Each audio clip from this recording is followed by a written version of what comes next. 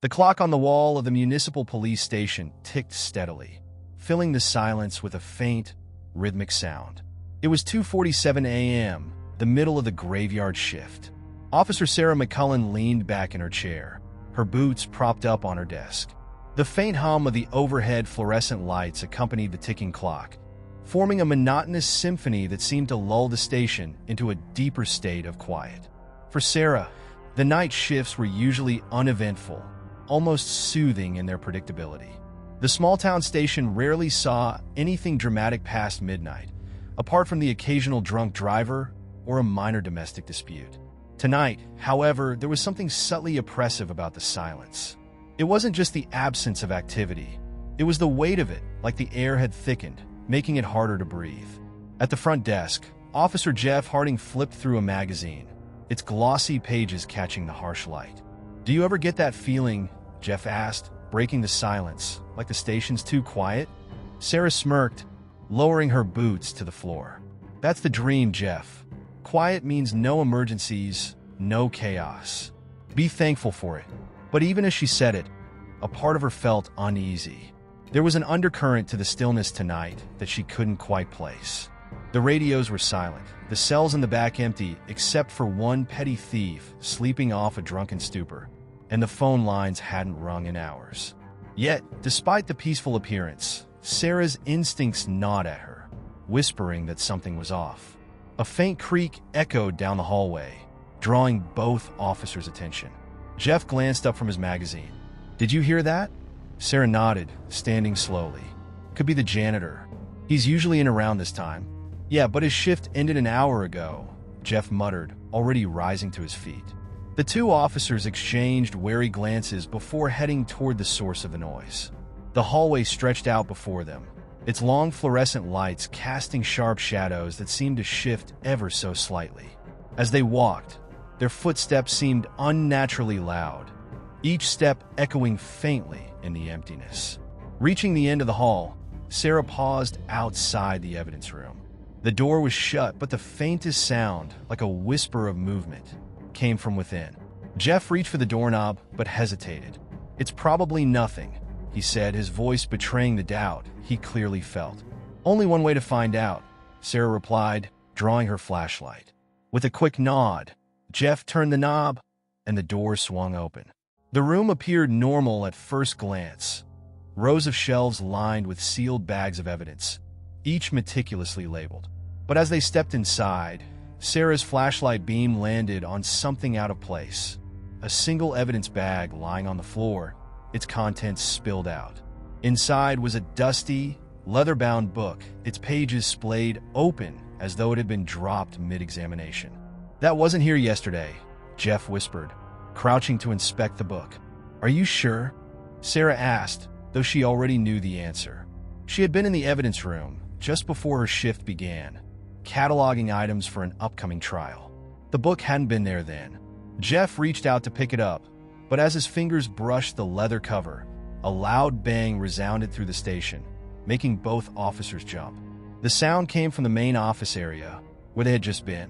Sarah turned to Jeff, her expression a mixture of fear and determination. "Stay here. I'll check it out."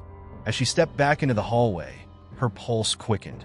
The oppressive silence that had unsettled her earlier was now replaced by something worse, an almost electric tension, as though the station itself was holding its breath. Each step she took toward the source of the noise felt heavier, the hallway seeming to stretch unnaturally before her. When Sarah reached the main office, she found Jeff's desk overturned, his magazines scattered across the floor. The clock on the wall had stopped ticking, its hands frozen at 2:47 a.m. She called out for Jeff, but her voice seemed to die in the still air, swallowed by the station's unnatural quiet. Her flashlight flickered, casting erratic beams of light across the room. And then she saw it, a shadow that didn't belong, slipping silently out of sight just beyond the edge of her vision. Sarah's grip tightened on her flashlight. This was no ordinary night shift, and whatever had disrupted the quiet wasn't done yet. Sarah's heart pounded in her chest as she scanned the overturned desk. The air felt thicker now, charged with an energy she couldn't define. Forcing herself to focus, She stepped cautiously toward the main office, flashlight trembling in her grip. She knew she had to find Jeff, but the unsettling thought crept in her mind. What if he wasn't the only one missing? She made her way to the holding cells, each step echoing sharply in the empty hallway. As she approached the door to the cell block, she noticed something strange: scratches on the door frame, jagged and uneven, as if someone had clawed at it in desperation. She pushed the door open, its hinges groaning loudly in the otherwise silent station. The holding cells stretched out in a dimly lit row, their metal bars casting distorted shadows on the floor. Sarah moved to the first cell, peering inside. Empty. The second cell was the same, but when she reached the third, she stopped cold. The cell door hung open, the lock twisted and mangled as if it had been pried apart by something impossibly strong. Inside, the cot was overturned, and the blanket lay crumpled on the floor. The detainee, a scruffy man in his early 30s, brought in for public intoxication, was nowhere to be seen. "Jeff," she called out, her voice quivering. The only response was the faint hum of the overhead lights, their glow casting unsettling patterns across the room. Sarah crouched to inspect the twisted lock. It wasn't just forced, it was warped, the metal bent in ways that defied explanation. She reached out hesitantly, running her fingers over the jagged edges, and recoiled at how unnaturally cold it felt. A low, almost imperceptible sound caught her attention. It was faint at first, like a soft rustling, but it grew louder as she stood, her flashlight sweeping the room. The sound seemed to emanate from the far corner of the cell block, where shadows pooled unnaturally thick. "Who's there?" she demanded, her voice firmer now, though her hands betrayed her with a slight tremor. The rustling stopped abruptly, leaving a deafening silence in its wake. Suddenly, a figure darted across her line of sight, a blur of movement too fast to track. Sarah spun around, her flashlight's beam slicing through the dark, but there was nothing there. Her breath came in shallow gasps as she backed toward the door, her instincts screaming at her to leave. She stumbled into the hallway, slamming the cell block door shut behind her. Her chest heaved as she tried to steady herself, but the momentary reprieve was shattered by a new sound, a faint, rhythmic tapping echoing down the corridor.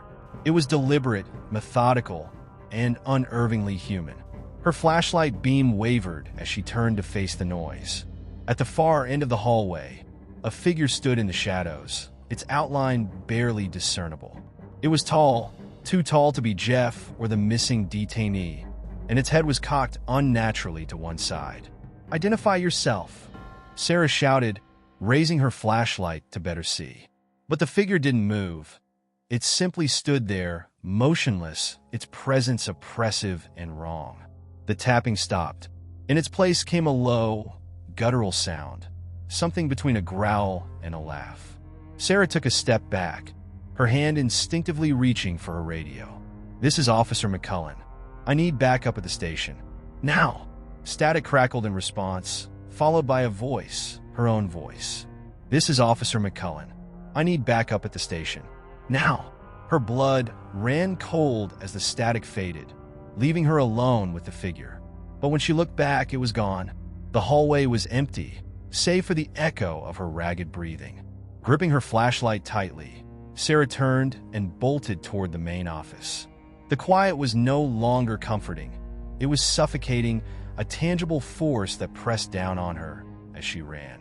She didn't know what was happening, but one thing was clear. The station was no longer just a building. It was alive, and it wanted something from her. Sarah reached the main office, her breath coming in sharp, shallow bursts. She paused at the threshold, her flashlight darting over the disarray. Jeff's desk was still overturned, but now the chaos had spread. Papers lay strewn across the floor, chairs were toppled, and the evidence board on the far wall had been ripped down, leaving only a jagged strip of cork behind. The silence pressed in again, so absolute it seemed to amplify every sound she made. Her boots scraped against the tile as she stepped inside, each movement deliberate. The oppressive stillness was like a living thing, coiling around her, tightening with every passing second. Her eyes fell on the evidence bag that Jeff had been examining earlier. The book was gone. The empty plastic lay discarded on the floor, its tag still attached. Case number 4738, unidentified artifact. Sarah knelt to pick it up, her mind racing. She'd seen that tag before, buried deep in the station's archives. Case number 4738 was one of those local legends, the kind officers whispered about during slow shifts. Years ago, the artifact had been recovered from an abandoned house on the outskirts of town after the sudden disappearance of a family. The case remained unsolved, the book locked away in evidence storage and largely forgotten. Until tonight, her radio crackled suddenly, startling her. "Sarah." The voice was faint, barely audible, but unmistakably Jeff's. "Sarah, I'm in." The transmission cut off, leaving only static. "Jeff," she called into the radio, her voice tinged with desperation. "Where are you? Repeat your location."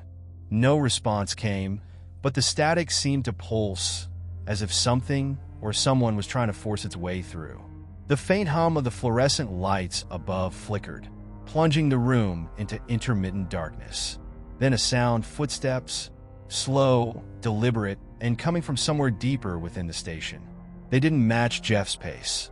These were heavier, each step echoing ominously. Sarah's flashlight swiveled toward the hallway, but the beam illuminated only empty space. "Jeff, if that's you, this isn't funny," she shouted, her voice trembling despite her effort to sound commanding. The footsteps stopped. For a moment, there was only silence. Then came a sound that chilled her to the bone. A low, rasping whisper, barely louder than a breath. She couldn't make out the words, but the tone was unmistakably malicious. Sarah backed away, her pulse pounding in her ears. Her heel caught on the edge of a chair, and she stumbled, falling to the floor. Her flashlight clattered out of her hand, spinning wildly and casting erratic shadows across the room. As she scrambled to retrieve it, something cold brushed against her arm, like an icy tendril, fleeting yet deliberate. She gasped, yanking her arm away, and managed to grab the flashlight, swinging it toward the sensation. The beam landed on nothing. The room was empty, save for the overturned furniture and scattered papers. But the air felt different, charged, alive, and hostile. She forced herself to her feet, her mind racing. Whatever was happening wasn't just strange, it was deliberate. The station was more than just haunted. It was under siege by something intelligent, something malevolent. As Sarah moved toward the back office to check the security cameras, a thought struck her like a blow. If the book was gone, someone or something had taken it. And if Jeff's voice on the radio was real, he wasn't just lost. He was somewhere inside the station, trapped in whatever nightmare they'd unleashed. The security room door was ajar, the faint glow of monitors spilling into the hallway. Sarah stepped inside, her flashlight casting long shadows against the wall. The screens flickered, displaying distorted images of the station's hallways. She froze as one of the cameras showed the holding cells. A figure stood in the center of the frame, tall and shrouded in shadow. Its head turned slowly toward the camera, as if it could see her watching. And then it moved toward the main office, toward her. Sarah's stomach churned with dread. She didn't know what it was, but she knew one thing for certain: it wasn't human. Sarah stood frozen in the glow of the monitors, her breath catching as the shadowed figure on the screen moved with eerie precision. Its gait was slow but deliberate, each step toward the main office punctuated by the faint flicker of the camera feed. She felt its presence, even through the grainy footage, a suffocating aura that seemed to reach out and wrap itself around her. Her mind screamed for her to move, but her body refused to obey. She stared at the monitor as the figure paused near the hallway leading to the security room. The camera feed glitched violently, the screen flashing between static and the image of the dark entity. The figure raised its head, tilting it as if aware of her gaze. Then it disappeared. Sarah staggered back, her flashlight trembling in her grip. "This isn't real," she whispered, her voice barely audible. But the icy knot of fear in her stomach told her otherwise. Whatever had invaded the station was very real and very dangerous. She spun around, her flashlight beam slicing through the dark as she tried to formulate a plan. She needed to find Jeff and get out of the station. Backup would be too slow, and she couldn't risk staying another moment. But as she reached for a radio, a noise stopped her. A deep, resonant thud from the hallway outside the security room. Her heart leapt in her throat as she turned toward the sound. The door to the hallway was slightly ajar, the faintest sliver of light from her flashlight catching on something just beyond the threshold. A shadow moved, sliding silently across the floor like liquid. "Jeff," she called out hesitantly, her voice cracking. There was no response. Summoning what little courage she had left, Sarah moved to the door and nudged it open with the barrel of her flashlight. The hallway beyond was empty, save for the oppressive darkness that seemed to cling to the air itself. But something felt wrong, like she was being watched. She took a tentative step into the hallway, her senses on high alert. The faint hum of the station's old wiring filled her ears, mingling with the sound of her own breathing. She moved toward the main office, her flashlight scanning the walls for any sign of movement. As she neared the intersection where the hallways branched off, a sudden burst of cold enveloped her, so intense that it stole her breath. Her flashlight flickered, the beam stuttering and dimming as the temperature dropped. She could see her breath now, each exhale forming a faint mist in the frigid air. Then came the whisper. It was faint at first, barely more than a hiss, but it grew louder with each passing second. Words twisted and distorted, overlapping in an incomprehensible cacophony. The sound seemed to come from everywhere and nowhere at once, echoing off the walls and filling her head. Sarah clamped her hands over her ears, dropping the flashlight in the process. The device rolled across the floor, its beam spinning wildly and casting disorienting shadows. She stumbled backward, her back hitting the cold metal of a filing cabinet. "Stop it!" she screamed, her voice cracking under the weight of the oppressive sound. And just like that, the whispers ceased. The silence that followed was even more deafening. Sarah bent down to retrieve her flashlight, her hand trembling as she grasped it. She turned the beam toward the intersection of hallways and froze. The figure stood there, shrouded in darkness, its form flickering like a poorly tuned TV signal. Its head tilted unnaturally to one side, and its arms hung limp at its sides. But the worst part was its eyes, two pinpricks of crimson light that pierced through the gloom, locking onto hers with an intensity that made her blood run cold. The figure took a step forward, the sound of its movement echoing unnaturally in the quiet hallway. Sarah backed away instinctively, her mind racing. She had no plan, no escape route, and no understanding of what she was facing. All she knew was that she couldn't let it catch her. She turned and ran, her boots pounding against the tile as she fled toward the stairwell leading to the basement. Her flashlight swung wildly with each step, illuminating flashes of the walls and floor. Behind her, she could hear the figure's pursuit, a slow, deliberate rhythm that seemed to mock her frantic escape. As she reached the stairwell, she yanked the door open and slammed it shut behind her, twisting the lock with shaking hands. She pressed her back against the cold metal, her chest heaving as she listened for any sign of the creature. The footsteps stopped. For a moment, there was nothing but silence. Then a single, deliberate knock echoed through the door, followed by the whispering voice, closer now than ever. "You can't hide." The words sent a jolt of terror through her, and she bolted down the stairs, her flashlight barely illuminating the steep descent. She didn't know what waited for her in the basement, but one thing was clear. The station was no longer a place of safety. It was a trap, and she was caught in its web. Sarah reached the bottom of the stairwell, her flashlight casting jagged shadows across the damp walls of the basement. The air down here was heavy, carrying a faint metallic tang that made her stomach churn. She paused, trying to catch her breath, her ears straining for any sound beyond the thudding of her own heart. The basement was a relic of an earlier time, seldom used except for storage. Rusted filing cabinets lined the walls, their drawers sealed shut with years of neglect. Overhead pipes crisscrossed the ceiling, dripping condensation that echoed softly in the oppressive silence. She aimed her flashlight down the narrow corridor, its beam swallowed by the darkness ahead. As she moved deeper, she couldn't shake the feeling of being watched.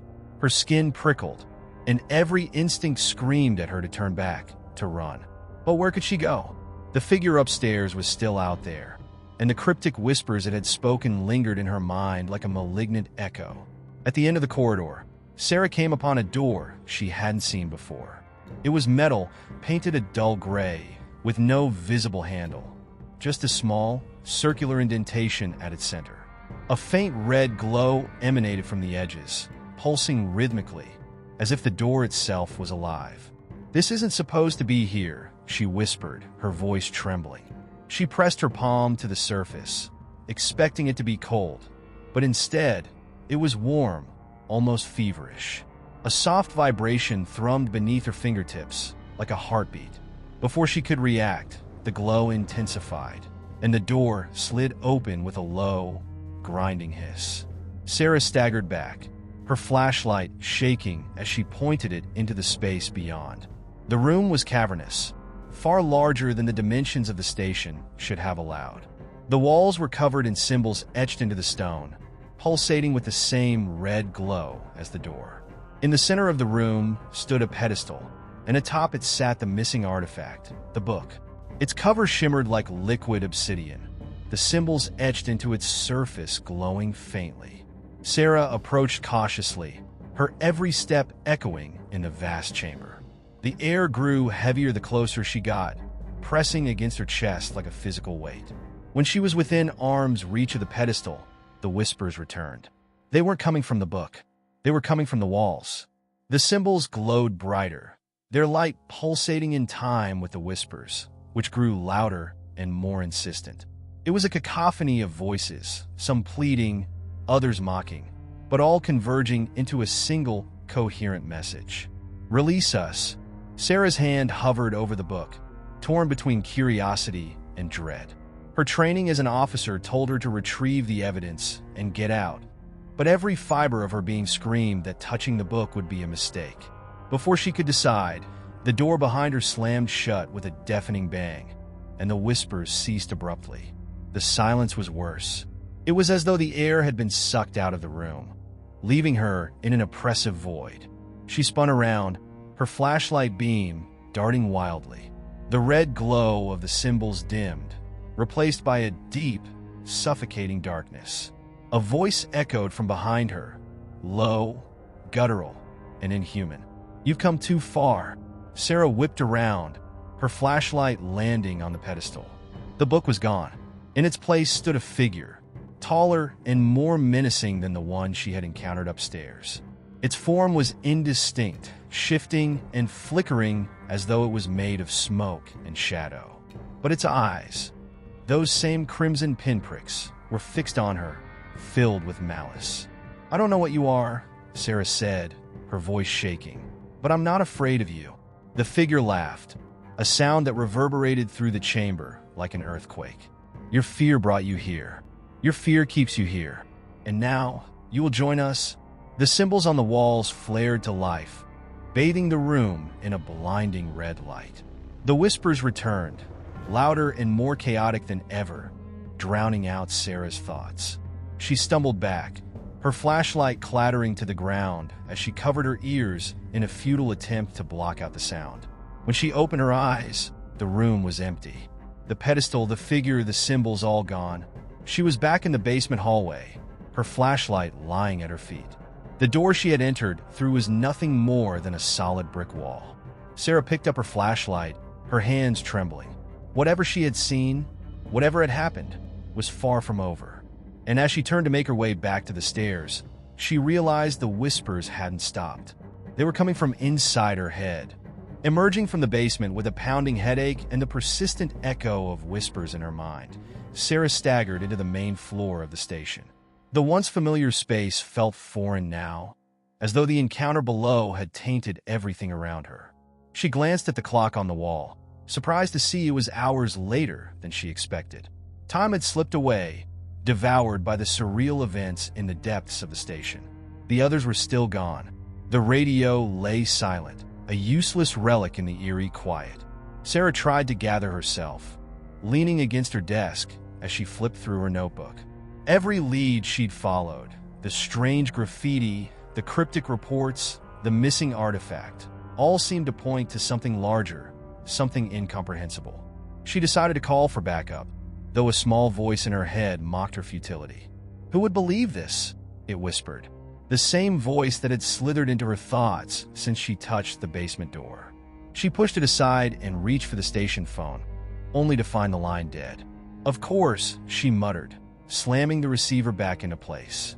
Determined to keep moving, Sarah sat at the computer to type up her report, hoping the process would ground her in reality. As she logged in, the screen flickered erratically, displaying fragments of distorted text and images before stabilizing. The whispers surged in her mind, louder now, as though the device's malfunction had provoked them. The report system loaded, but instead of the usual interface, a single document popped up. Its title read, Incident 47, End of Watch. Sarah froze. There had been no incident numbered 47 in the records she'd reviewed. Clicking it, she was greeted with detailed accounts of bizarre occurrences in the station, events that mirrored her own experiences.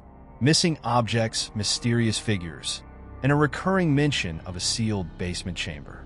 The file ended with a chilling line. The artifact is not lost. It is a key. Protect it or suffer the cost. Her breath caught as she reread the words. The whispers intensified, now forming fragmented sentences. They failed. You will too. It knows you. Sarah shut the laptop with trembling hands. If this was some elaborate prank, someone had gone too far. But the vivid memory of the basement told her otherwise. The need for answers outweighed her fear. She opened the evidence locker, desperate to find clues about the artifact's connection to the station's past. Her flashlight illuminated the disorganized shelves, and there it was, an evidence bag marked Case 47. Inside was a photograph of the artifact, its jagged symbols glowing faintly even in the faded image. A name was scrawled across the tag, Detective Marcus Klein. Sarah recalled the name from station lore. Klein had been a decorated officer who mysteriously vanished during a routine shift over 2 decades ago. His case was the reason the station had closed the basement to most personnel. No one ever uncovered the full story. A sharp knock startled her, and she spun around, weapon drawn. The main doors rattled violently as though someone, or something, was trying to force its way in. She approached cautiously, every nerve in her body screaming for her to retreat. Peering through the glass, she saw no one, but the rattling stopped abruptly, replaced by a faint scratching sound. The door handles turned slowly, seemingly of their own accord, and Sarah realized she wasn't alone anymore. Stepping back, she heard a voice behind her, a deep, guttural tone that froze her in place. The key has been found, officer. The gate must open. She turned, her flashlight beam slicing through the shadows. The figure from the basement was there, its smoky form coalescing into something more tangible. Its crimson eyes bore into hers, and for the first time, she felt the weight of its malevolent intent. Who are you? What do you want? Sarah demanded, her voice shaking but defiant. The entity tilted its head, its shifting form pulsating with barely contained energy. I'm the first, and soon the last. You have seen the truth, Sarah. Now, you must choose. The whispers grew deafening, and as the lights in the station flickered violently, Sarah realized her night was far from over. The truth she sought had only begun to reveal itself, and it was darker than she could have ever imagined. The station plunged into darkness as the flickering lights finally gave out. Sarah stood frozen, her flashlight the only source of illumination in the oppressive gloom. The entity remained before her, its crimson eyes glowing brighter, bathing the room in an eerie red hue.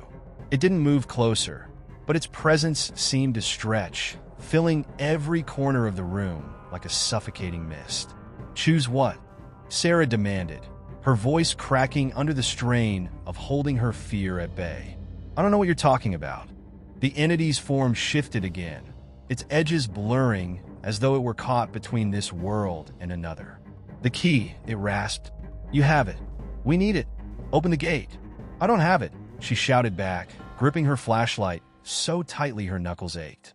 But even as she denied it, a part of her knew the truth. The whispers in her mind, the pulsing light from the symbols, and the artifact's absence from the basement, all pointed to her as the unwilling custodian of something far greater than she could understand. The entity's laughter reverberated through the room, a low, guttural sound that made her stomach churn. "Lies will not save you," it said. "You bear its mark. The others bore it before you, and now they are gone." "Others?" Sarah whispered, her breath hitching. The entity gestured with an elongated limb, and the shadows in the room coalesced into faint, flickering shapes. Figures emerged, ghostly outlines of people, their faces hollow and lifeless. She recognized one immediately, Marcus Klein. His sunken eyes stared back at her, filled with an unspeakable sorrow. They were given the same choice, the entity said. "Protect the key and fight the inevitable, or open the gate and release us." Sarah's mind raced as the implications sank in. The artifact wasn't just a mysterious object. It was a barrier, holding something at bay. But what? And why had it fallen to her? "What happens if I open the gate?" she asked, her voice barely audible. The entity seemed to swell, its form growing darker and more defined. "Freedom for us. Oblivion for you. For all of this." It gestured to the station, and for a brief moment, Sarah saw it as it truly was: cracked walls oozing with black ichor, floors buckling under an unseen weight, and a swirling void beyond the windows. "No," she muttered, shaking her head. "This isn't real. None of this is real." The whispers in her mind surged, louder and more chaotic. They weren't just voices anymore. They were memories, fragments of thoughts and experiences that weren't her own. She saw flashes of Klein standing before the same glowing symbols, of officers screaming as they were consumed by shadows, and of the artifact, always the artifact, pulsing like a beating heart. Her knees buckled under the weight of it all, and she collapsed to the floor. The entity loomed over her, its eyes burning brighter. Decide, Sarah. Protect the key and suffer as they did, or open the gate and let it end. Tears streamed down her face as she struggled to think. She had no idea what to do, no framework for a choice so monumental. Every instinct told her to fight, to protect the artifact and keep whatever lay beyond the gate sealed away. But the memories of the others, their anguish, their failure, haunted her. I don't know, she whispered, her voice breaking. The entity leaned closer, its form almost tangible now. Then we will decide for you, it hissed. A sudden burst of light flooded the room, blinding her. The whispers vanished, replaced by a piercing silence. When she opened her eyes, the entity was gone, and the station was as it had been, silent, still, and empty. But the artifact was there, sitting on her desk. Its surface glowed faintly, the symbols shifting and writhing as if alive. Sarah approached it cautiously, her hand hovering over its surface. The moment she touched it, the whispers returned, clearer and more insistent than ever. Protect it, they said in unison, or the gate will open. Her choice was made, though she didn't know how long she could bear the burden. Whatever lay ahead, she was certain of one thing. This was only the beginning. The artifact sat on Sarah's desk like a malignant wound in reality, its faint glow casting an unsettling aura across the room. Every symbol etched into its surface seemed alive, pulsating in rhythm with her heartbeat. She had made her choice, or so she thought, but the weight of what that choice entailed pressed down on her like a vice.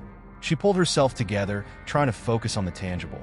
The whispers that had filled her mind moments ago were now faint, like echoes bouncing off distant walls. The station remained eerily quiet, but Sarah could feel the building itself alive with unseen tension. Shadows in the corners seemed deeper, as though they concealed things waiting to pounce. Her first instinct was to document everything. She grabbed her notebook, but the words that flowed from her pen were disjointed and nonsensical, as if some unseen force was guiding her hand. The letters on the page formed into strange shapes, symbols not unlike those on the artifact. Frustrated, She threw the pen aside. The station's clock ticked loudly into silence, an ominous reminder that time was slipping away. She glanced at it and froze. The second hand wasn't moving in a smooth, circular motion. It jerked backward and forward erratically, as though caught in a loop. Then came the sound. At first, it was faint, a low hum that resonated in her chest. It seemed to come from everywhere and nowhere all at once. As it grew louder, it became more defined, transforming into a chorus of voices. They weren't the whispers from before. These were screams. "Help us! Stop it! The gate!" The voices overlapped, a cacophony of despair that rattled her to her core. Sarah clamped her hands over her ears, but it was useless. The screams weren't coming from outside. They were inside her mind.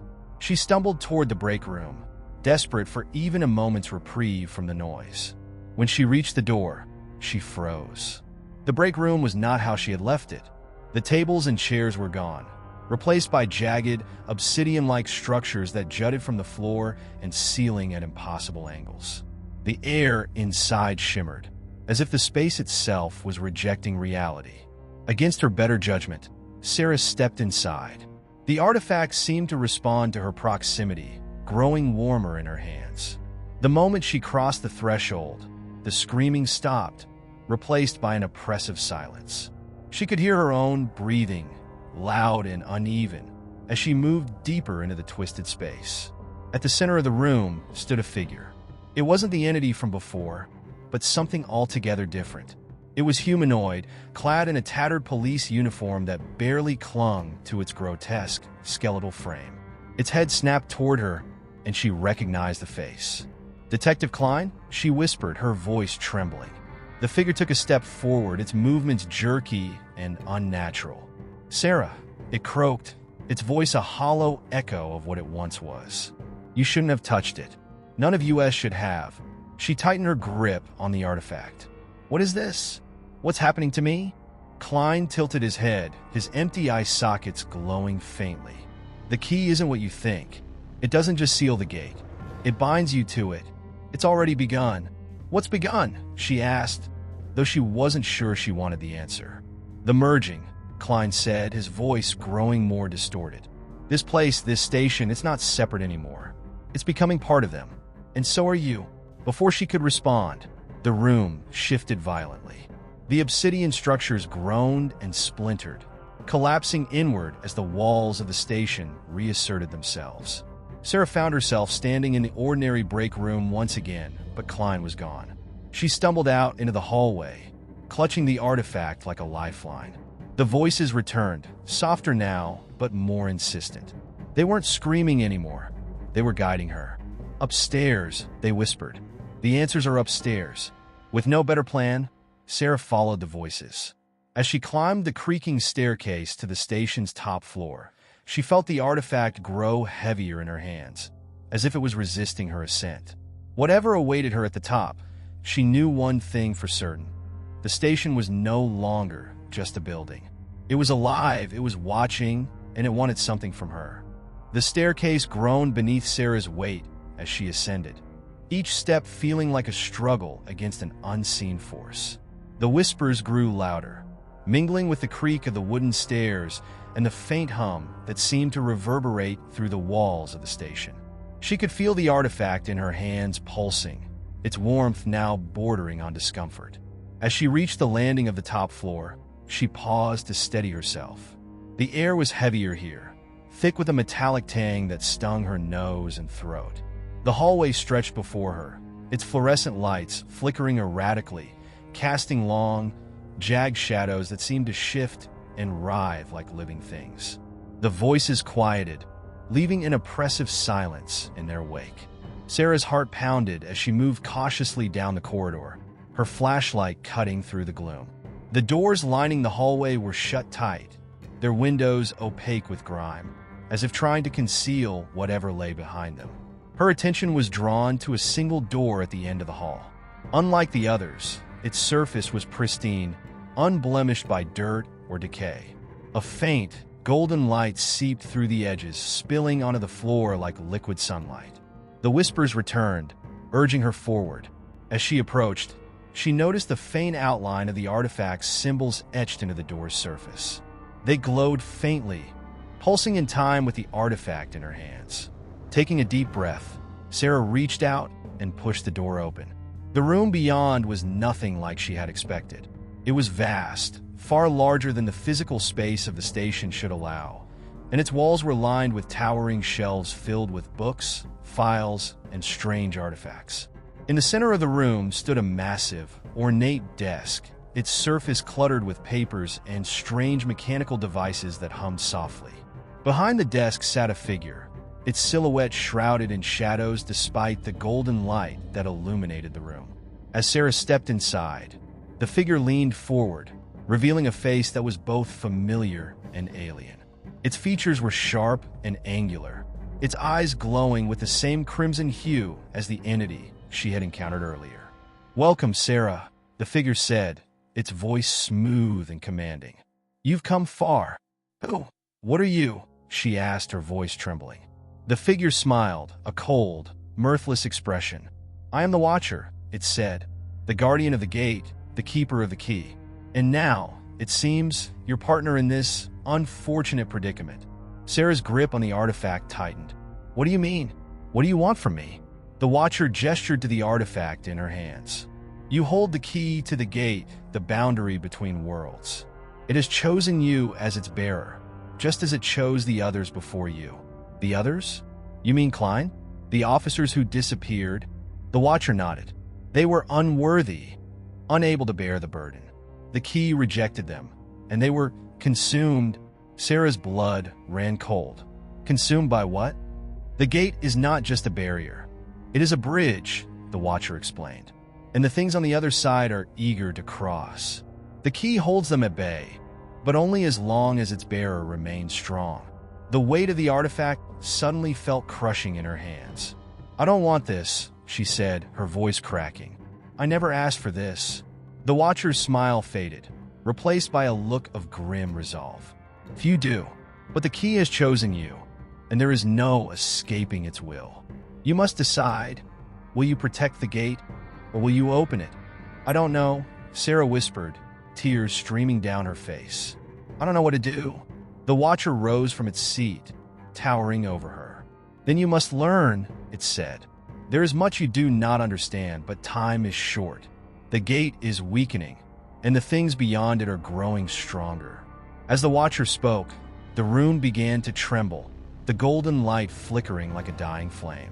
The shelves groaned under the weight of their contents, and the hum of the mechanical devices grew louder, almost deafening. "Prepare yourself, Sarah," the Watcher said, its voice cutting through the chaos. "The time for indecision is over. The gate will not wait, and neither will they." Before she could respond, the light in the room flared brightly, blinding her.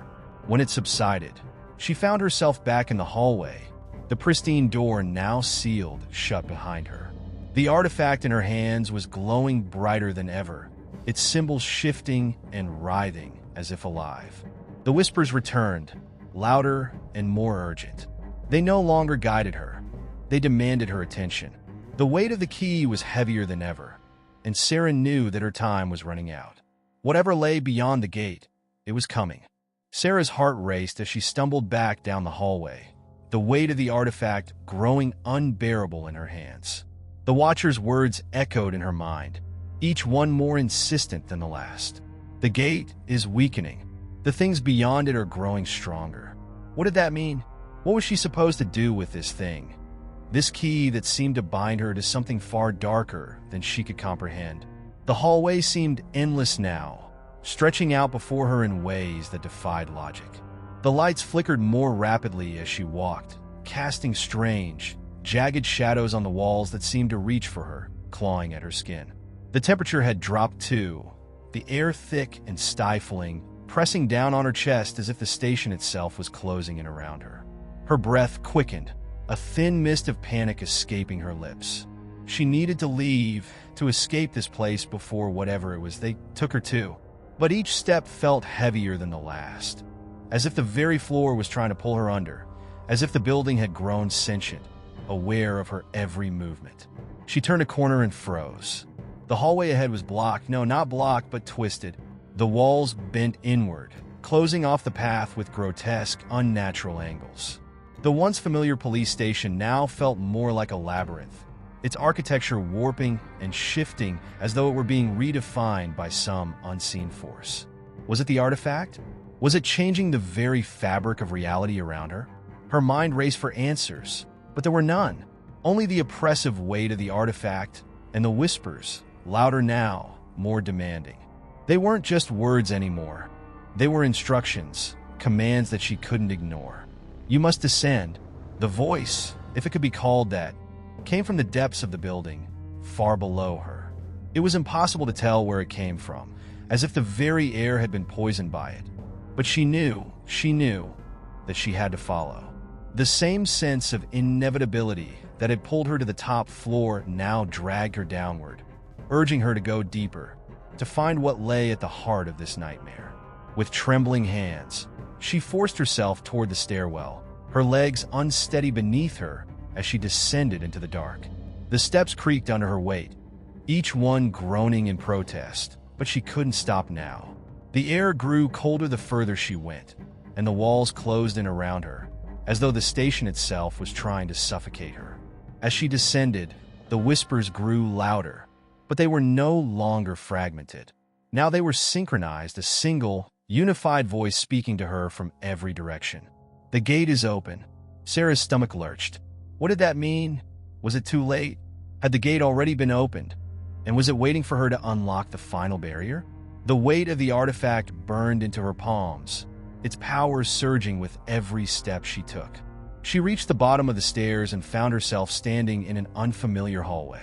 The walls were slick with something wet, almost like oil, reflecting the dim light above her. The air here was thick with the stench of decay, and the faint sound of distant, scratching whispers filled the space. It was as though something was clawing from the other side of the wall, desperate to break free. The door at the end of the hall was different from all the others she had encountered. It was made of iron, its surface marred by deep gouges, as if something had been trying to escape for years. The lock was rusted and old, but it seemed to pulse with energy, dark, malignant energy that hummed through the air. She stepped forward without thinking, her hand outstretched, fingers trembling.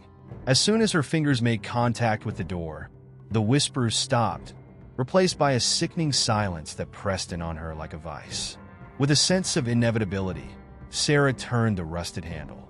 The door creaked open, revealing a vast, cavernous room beyond. The room was bathed in an eerie greenish light, the source of which was unclear. What she saw within chilled her to the core. The room wasn't a room at all.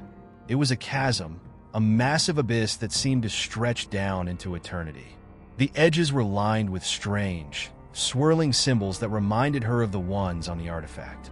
At the center of the abyss stood a stone pedestal, and on it, the faint outline of a human figure. Sarah's breath caught in her throat.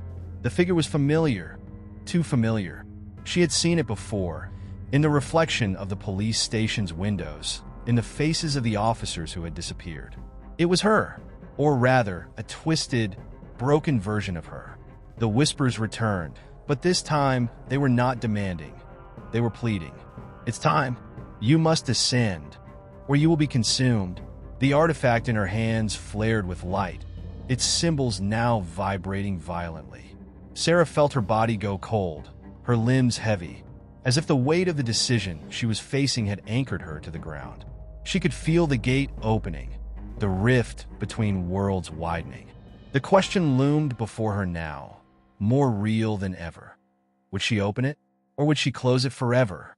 And deep inside, she knew that there was no turning back. Sarah's fingers trembled around the artifact, its surface now glowing with an intensity that seemed to pulse with an unnatural life of its own.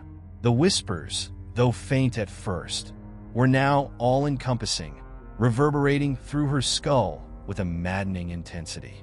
"You must descend," they urged again, their tone becoming less of a suggestion and more of a demand. Every inch of her body screamed to turn back, to run and leave this nightmare behind.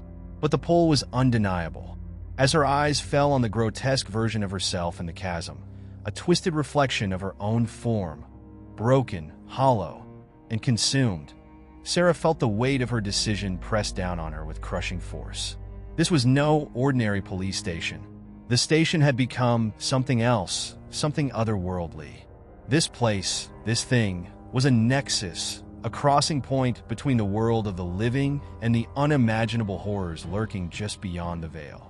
She couldn't help but wonder, how had she ended up here? What cruel twist of fate had dragged her to the center of this storm?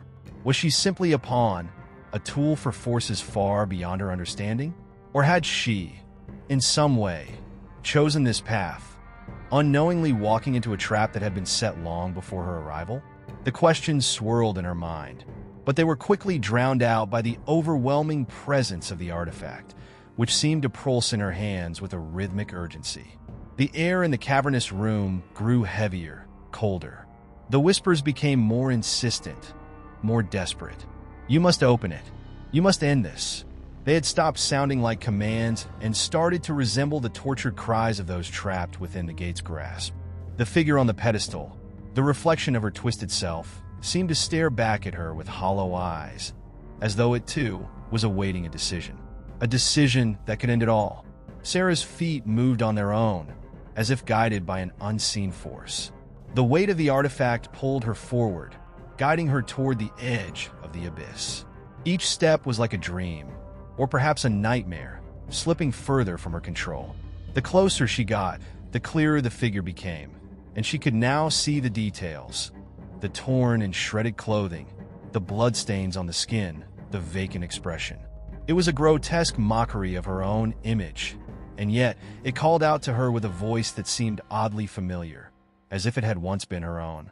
She hesitated for only a moment before stepping onto the stone pedestal, the ground beneath her feeling slick and unsteady. The air was thick with a powerful, almost suffocating energy, and the artifact's glow intensified as though responding to something unseen in the depths of the chasm. The moment her feet made contact with the pedestal, the figure began to move, slowly, unnervingly so. It raised its hand, as if beckoning her to join it in the abyss. "It's too late," the figure whispered, its voice like a distant echo. "It's already begun." The reality around her seemed to blur, bending and shifting like a funhouse mirror. The walls of the station had all but disappeared, replaced by endless darkness stretching outward. Time felt distorted here, as though minutes and hours were meaningless. A nauseating sense of vertigo overcame Sarah as the pedestal seemed to dissolve beneath her feet, and she was falling into the void. But it wasn't just a fall. As she descended, the whispers grew louder, twisting into cries of agony. Figures appeared in the periphery of her vision, their outlines indistinct, but their presence undeniable. They seemed to claw at the air, reaching for her, yearning to pull her deeper into the abyss. There was no escape, no way out of the darkness that now consumed her. "The gate is open," the whispers taunted. "It has already been unlocked. There is no turning back." Suddenly, the darkness seemed to split, a rift forming in the air before her, growing wider with each passing second. The rift pulsed with an unnatural energy, and she could feel the tendrils of something ancient and malevolent stirring within it. She had seen this rift before, or at least she thought she had. It was the same rift that had opened in her mind when she first touched the artifact, the same one that had connected the dots between the station's haunting history and the growing sense of dread that had enveloped her. And now it was real. The rift was here, in front of her, its edges crackling with power. It beckoned, and Sarah, against every instinct that screamed for her to flee, moved closer to it. The figure on the pedestal, the twisted reflection of herself, was waiting for her on the other side. It was not just a mirror of her. It was her, or a version of herself that had already crossed over. And it was calling her. "You are the key," it said, its voice now a cacophony of whispers. "You are the final piece. You are the gatekeeper." The words made no sense, yet they resonated within her, as though they were the missing fragments of a puzzle that had been unfinished for so long. She wanted to scream, to run, but her feet were rooted to the spot. The artifact pulsed one final time, a blinding light filling the rift, and Sarah felt herself falling, no longer through the darkness, but into it, into the heart of the void itself. And then, everything went silent. The rift closed, the whispers ceased, the darkness swallowed her whole. When Sarah regained consciousness, it was not with a sense of clarity, but with a deep, unshakable sense of confusion. She felt disoriented, as though her mind had been fractured, pieces of it scattered to some faraway corner of a reality she could no longer comprehend. The place she found herself in was both familiar and alien. Darkness pressed in around her, but there was no sense of an oppressive weight. The shadows here seemed to stretch endlessly, forming a labyrinth of corridors she could not see but could feel. Her hands were shaking as she reached out, trying to anchor herself in the darkness, but there was nothing to grasp. It was as if the very air was made of the same ungraspable, intangible substance. The silence was deafening, yet there was something oddly suffocating about it, something that made her feel as though the very walls of her mind were closing in. The dissonance between the silence and the sounds she had just heard, the whispers, the cries, was enough to drive anyone mad. The echoes of those voices lingered in her head, twisting and turning in on themselves. The artifact that had once pulsed with such intensity was now cold in her hands, its glow extinguished, leaving her with nothing but its weight and the grim understanding of what it had done. Her breath hitched as she looked around, expecting to see the twisted reflection of herself or the dark abyss that had swallowed her whole. But there was nothing, not a figure, not a sound, only endless darkness, like the kind you find in the deepest recesses of your soul when you're lost and alone. She pushed herself to her feet, her body unsteady, as if unfamiliar with its own weight. Her legs trembled, and it took all her willpower to maintain her balance. Every part of her wanted to scream, to shout out for anyone, anything to acknowledge her existence. But something told her that it would be futile. Whatever realm she had entered, whatever pocket of reality she had stumbled into, was beyond her understanding. She was no longer in the police station. She wasn't even sure she was still in the same world. And yet, despite the overwhelming sense of isolation, there was a presence here. It lingered just beyond the edge of her awareness, a force that she could not see but could sense, a malignant presence, one that had been waiting for her. It wasn't just in the darkness. It was the darkness itself. A tremor of fear ran through her, but she forced herself to remain calm. Panic would only make things worse, she knew. Sarah's mind raced, grasping for some semblance of reason, but every attempt to piece together her situation fell apart as soon as she formed any conclusions. Had the artifact done this? Had the rift pulled her into some sort of limbo, a space between worlds where nothing was real?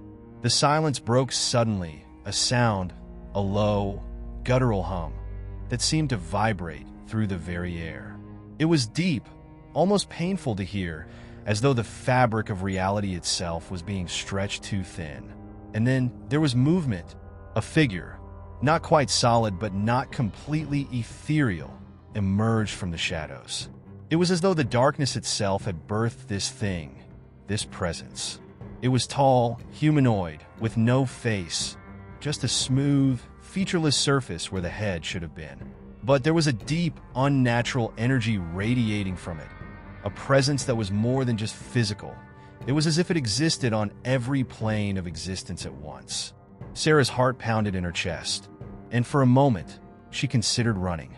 But something told her that running wouldn't help. The figure wasn't there to chase her. It was there to show her something. A part of her understood that she had no choice but to face whatever this was. "You are the key," the figure said, its voice neither male nor female, but something altogether alien. The words sent a shiver down Sarah's spine, not because they were spoken aloud, but because she felt them in her mind. They reverberated through her very being, shaking her to the core. "The gate has opened, but you have not yet crossed through. You remain between the worlds, Sarah. You are lost in the echo." The words didn't make sense, but Sarah could feel their weight. She was the key. She had been the one who had opened the gate, but now, She was trapped in a space she couldn't comprehend, unable to cross fully into either realm. She had unlocked something, perhaps not just the door to this place, but something deeper, something far more dangerous. She had set something in motion. But what was the echo? The figure's words were clear enough, but they left her with more questions than answers. Was she hearing the remnants of the voices from the abyss? Was the echo the manifestation of the darkness she had unwittingly unleashed?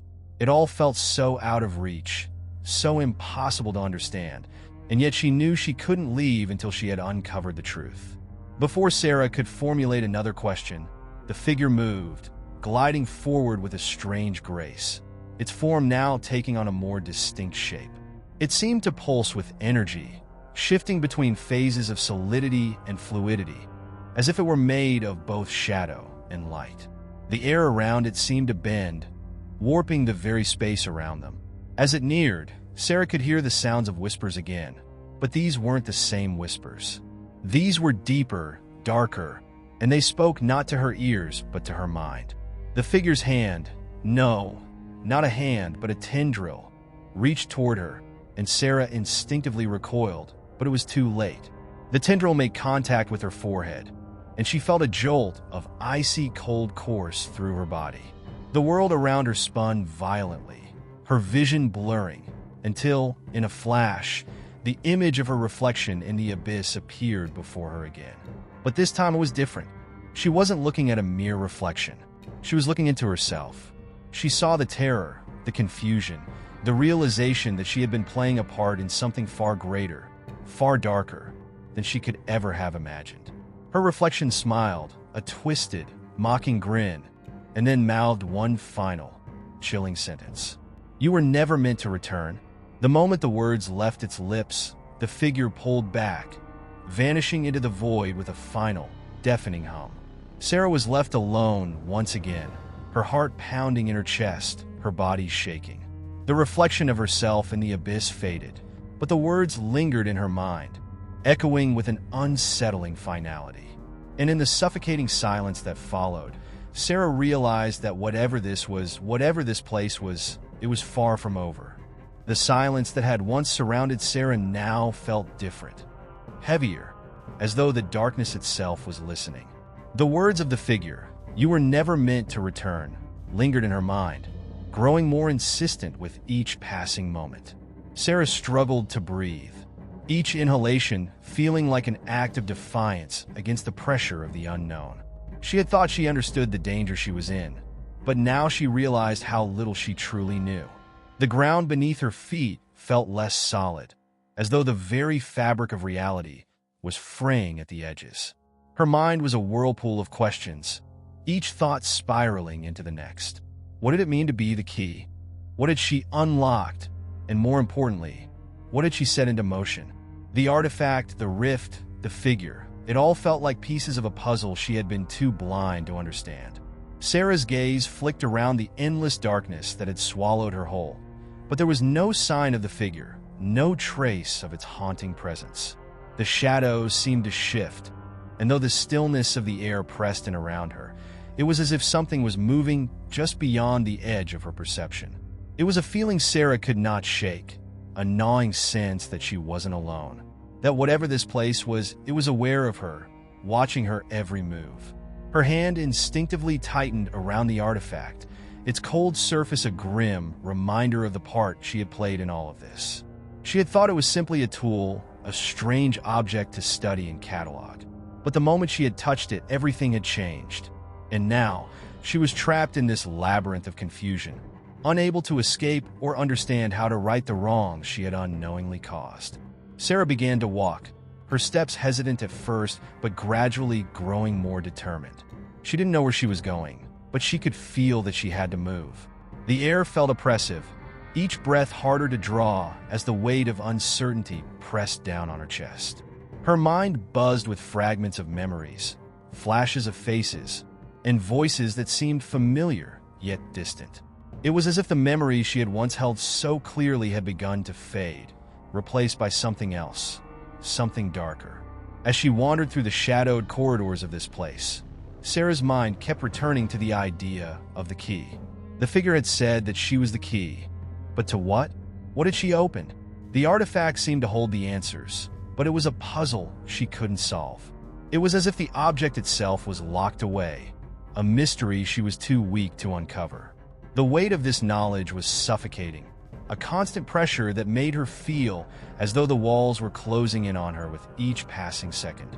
Then, just as Sarah thought she might break under the strain, a sound broke the oppressive silence, a soft, almost imperceptible whisper. She froze, straining her ears to listen. It wasn't the same as the voices she had heard before, not the distorted cries or the desperate whispers from the abyss. This was something different. It was a voice, clear and unmistakable, though it carried with it a strange sense of familiarity. "Sarah, Sarah, you must remember."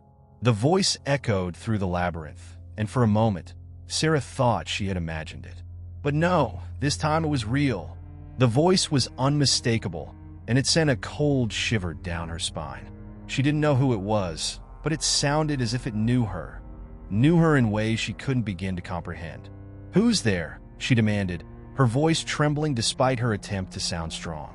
There was no answer, only the sound of her own breathing, ragged in the oppressive silence.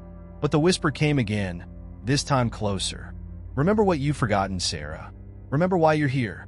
The words sank into her mind like a needle, piercing the fog of confusion that had clouded her thoughts. Something about them felt important, vital, but they were also maddeningly cryptic. She had to remember. She had to. But what? What was it that had been forgotten? Suddenly, a flash of memory hit her like a wave. It was brief, fleeting, but vivid. She was back in the police station, standing in front of a desk covered with reports. The same sense of urgency and fear was there. The same pressure that had been mounting for days. She had been investigating something strange, something wrong. But what had it been? The memory slipped away as quickly as it had come, leaving her grasping at the remnants of it, desperate to hold on. But the more she tried to remember, the more it eluded her. The harder she reached, the further it seemed to retreat, as if the truth itself was running from her, hiding just beyond her grasp. Frustration built within her, the weight of her confusion threatening to crush her spirit. She had no answers, no clear path forward, only this endless maze of uncertainty. But in the distance, she could feel something, a presence, perhaps, pulsing faintly as though beckoning her toward it. Her instincts screamed at her to follow, to trust this feeling, even though every logical part of her mind was telling her to run. With no other choice, Sarah began moving toward the presence, driven by a force she couldn't understand but couldn't deny. Each step brought her closer to the unknown, and with each step, the air seemed to grow colder, the shadows deeper. But she had to keep going. She had to find the truth, her truth, before it slipped away completely. The darkness seemed to close in around her as she moved forward, but the faint pulse grew stronger, drawing her in like a moth to a flame. Sarah's every step echoed through the void as she moved toward the faint pulse. It was like a magnetic force pulling her deeper into the darkness, compelling her to follow it, even though her mind screamed for her to turn back.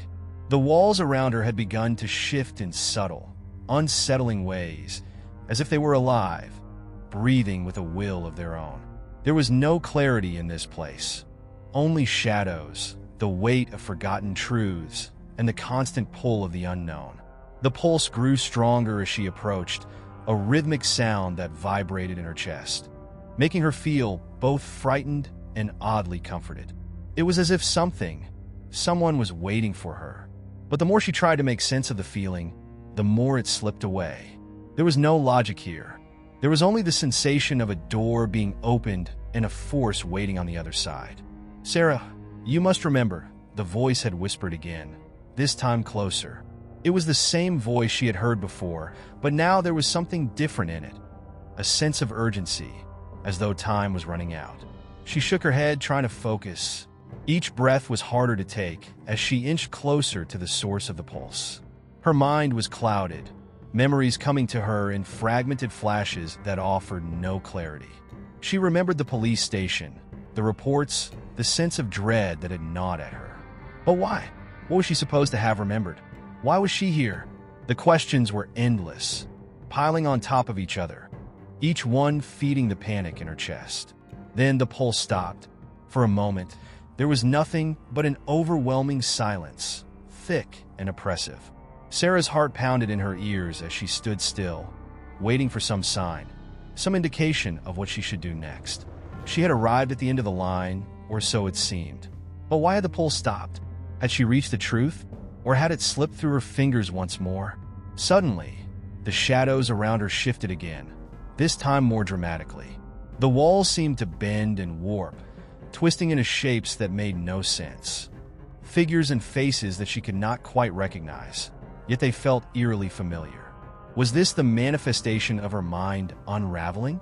Or was this place simply revealing itself in ways she couldn't comprehend? The air grew thick, oppressive, as though the very space was folding in on itself. And then, from the depths of the shifting shadows, something stepped forward. A figure, tall, indistinct, its features obscured by the dark. Sarah froze. She knew in that moment that this was not the figure from before. This presence felt different, more real, more tangible. And it was no longer calling her. It was watching her. For a long time, neither of them moved. Sarah's breath was shallow, her chest tight, as the figure loomed closer. There was a strange power emanating from it, an unsettling sense of inevitability. She couldn't make out its face, but the shape of its body seemed strangely familiar, almost as if it was someone she had once known. But that couldn't be possible. She hadn't seen anyone here except for the voices. "Sarah," the figure spoke, its voice low and haunting, yet oddly comforting. "You are closer than you think, closer than you ever imagined." The words wrapped around her like chains, tightening with every syllable. She had no idea what it meant, but the intensity of its tone sent a shiver down her spine. The figure took another step forward, and as it did, the air around Sarah seemed to freeze, the very space around them growing heavier. Closer to what? Sarah managed to choke out, her voice barely a whisper. The figure tilted its head, as if amused by the question. "Closer to the truth you've been running from, the truth that lies within you." Her pulse quickened. The truth? What truth? Her mind raced, piecing together fragments of forgotten memories, but they slipped away like grains of sand through her fingers. The more she tried to hold on, the more elusive they became. The figure's presence felt suffocating, as though it was the embodiment of all the unanswered questions, all the things Sarah had been too afraid to confront. "The truth is not something you can hide from," the figure continued, its voice softer now, but no less powerful. "It is you. It has always been you." Sarah shook her head, trying to deny it, but the words felt too real, too personal. She wanted to scream, to run, but her body refused to obey. It was as though her very mind and soul were tethered to this moment, unable to escape. The shadows around her twisted again, their shapes now taking on the forms of people she thought she had left behind. Faces she knew, faces that had once been part of her life, now staring at her with vacant eyes. The memories flooded back, memories of the police station, of the cases she had worked on, the unsolved mysteries. But there was one case that stood out above the rest, one that had always felt different. She had dismissed it, pushed it aside as too strange, too surreal. But now, with the figure looming over her, she understood. The case wasn't just a case. It was her story. It was the key to everything. Her heart began to race as the truth hit her with the force of a tidal wave. She wasn't just investigating something dark. She was part of it. The artifact, the rift, the figure, it wasn't an accident. She had been chosen, manipulated from the start. This place wasn't some twisted dimension. It was the manifestation of her own mind, her own fears and regrets. And now, as the truth began to unravel, Sarah realized that she had been running from herself all along. "You were never meant to escape," the figure whispered, its voice a soft, terrible truth. "This is where you belong." As Sarah stood there, the weight of the figure's words settled in, suffocating her with their truth. She had known something was amiss. Something had always felt wrong.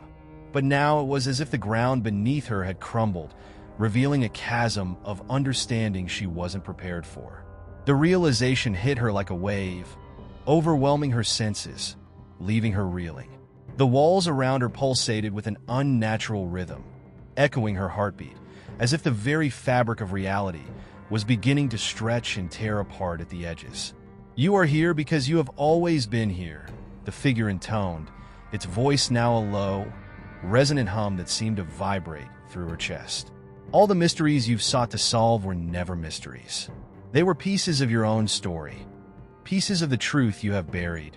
The sensation of vertigo overwhelmed her, and Sarah instinctively staggered backward. The figure's presence seemed to close in, its form shifting, growing clearer with each step it took toward her. Its shape, once indistinct, was now almost human in form, though its face remained hidden in the shadows, as if it was unwilling, or perhaps unable, to reveal its true nature. The very air around Sarah felt thick, oppressive, almost as if she were drowning in the weight of its truth. Her mind was a storm of confusion. She had spent years trying to uncover secrets, trying to understand the darkness that clung to the corners of the world.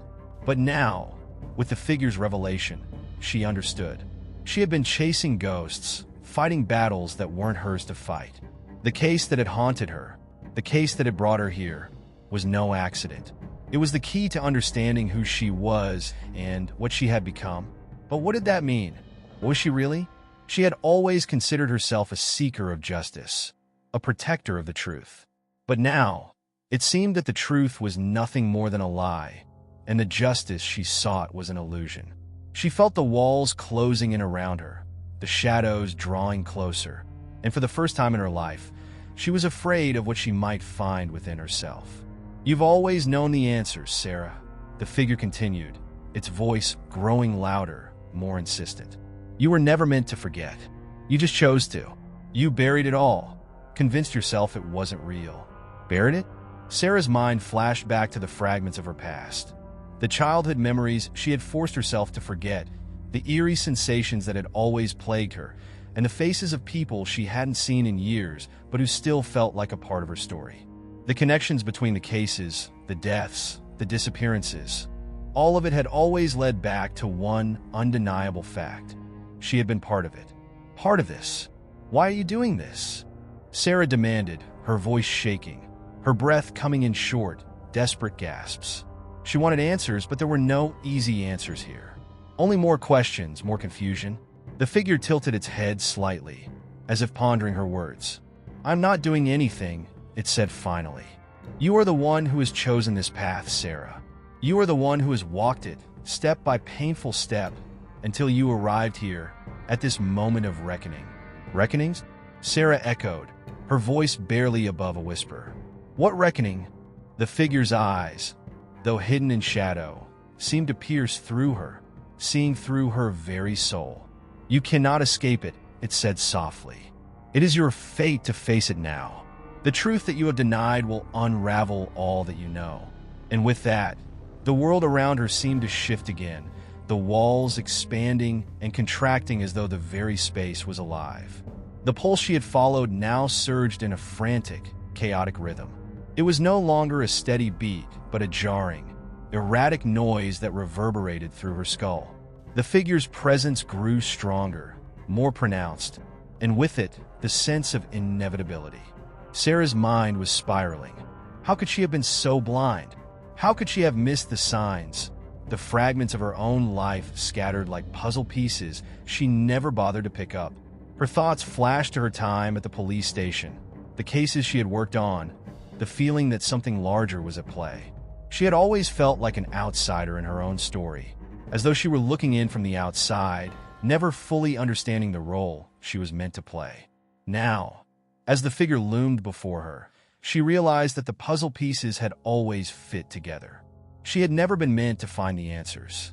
She had been meant to face the truth of what she was, a creation of this place, this twisted reality, an embodiment of the very darkness she had spent so long trying to escape.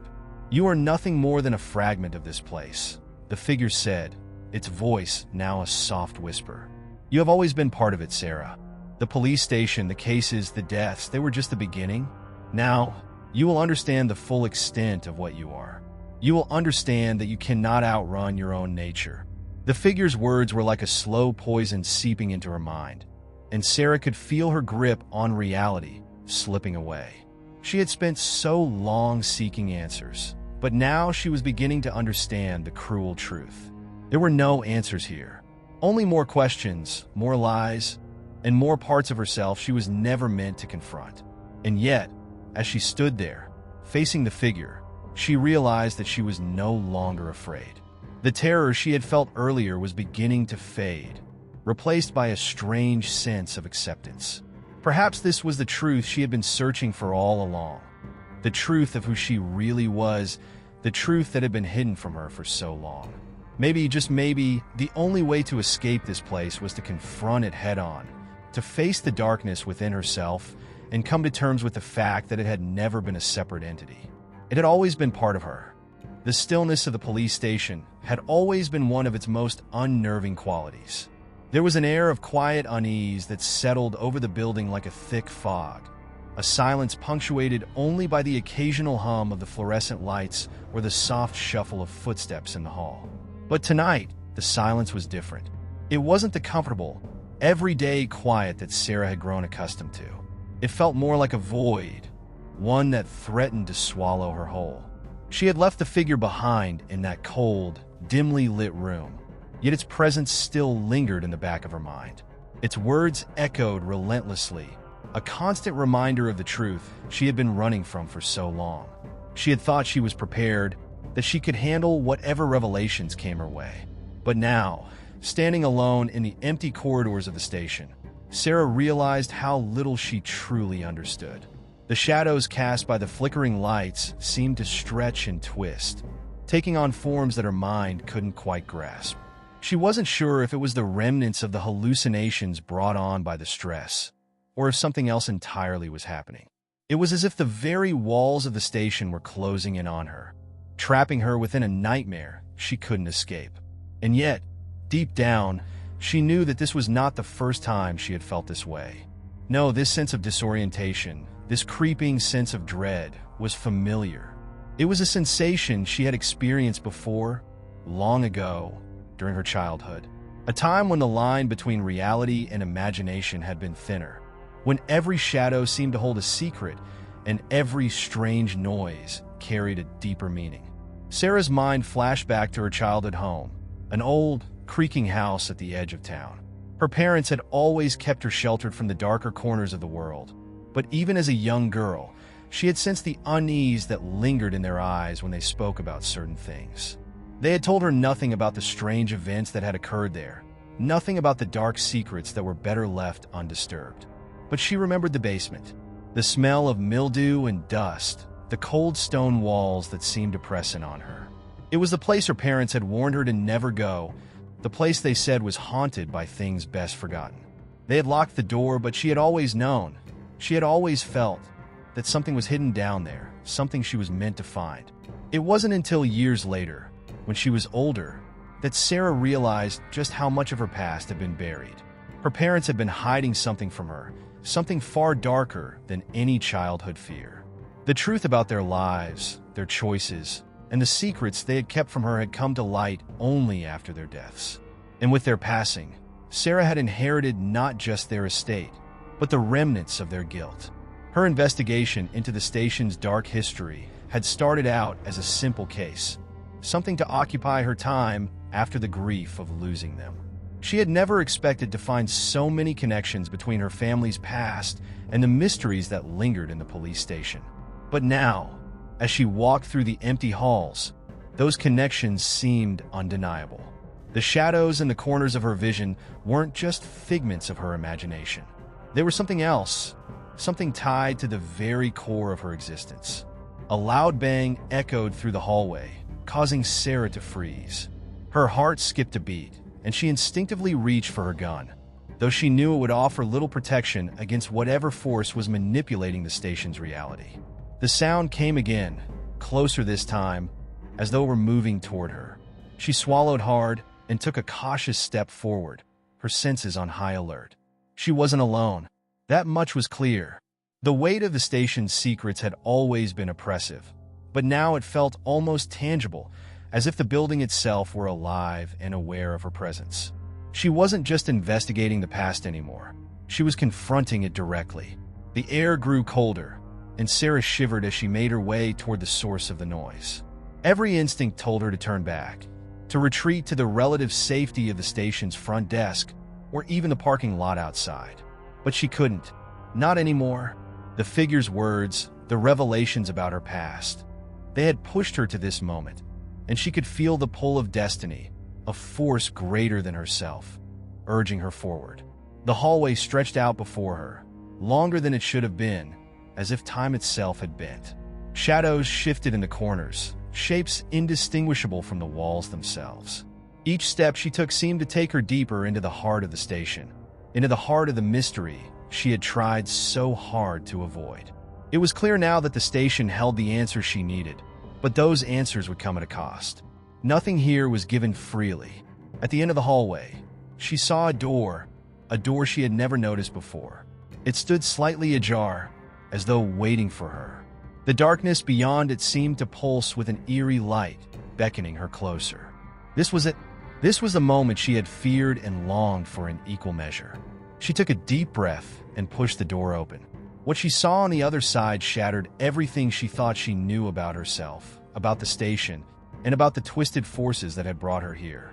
Sarah's heart raced as the door creaked open, its sound echoing through the silence of the police station. A low, almost imperceptible hum seemed to rise from the room beyond. It wasn't the hum of machinery or the buzzing of faulty electrical wiring. No, this sound was something deeper, something that resonated within her very bones. She had no idea what lay beyond that door, but it felt as though the room itself was calling to her, urging her to step inside. And so, with a mixture of dread and curiosity, Sarah did just that. The room was unlike any other in the station. It was small, cramped even, with dark wood paneling that seemed out of place in a modern building like the one she worked in. The air was thick with dust, and the faint smell of decay clung to the atmosphere. It was clear that this space had been hidden for a long time, possibly forgotten by all who had worked here. The faintest light from the hallway spilled into the room, casting long, distorted shadows across the floor, but even that seemed insufficient to fully illuminate the space. Sarah took another cautious step forward, her senses heightened as she tried to make sense of what she was seeing. Against one wall stood a large filing cabinet, its metal drawers slightly ajar, as though they had been hastily ransacked. Papers, yellowed with age, spilled out onto the floor. Scattered among them were photographs of people she did not recognize, their faces blurred or obscured, as though the images had been deliberately damaged. It was clear that these weren't official police records. These were personal, hidden details, like someone had gone to great lengths to ensure that certain memories remained buried. But who?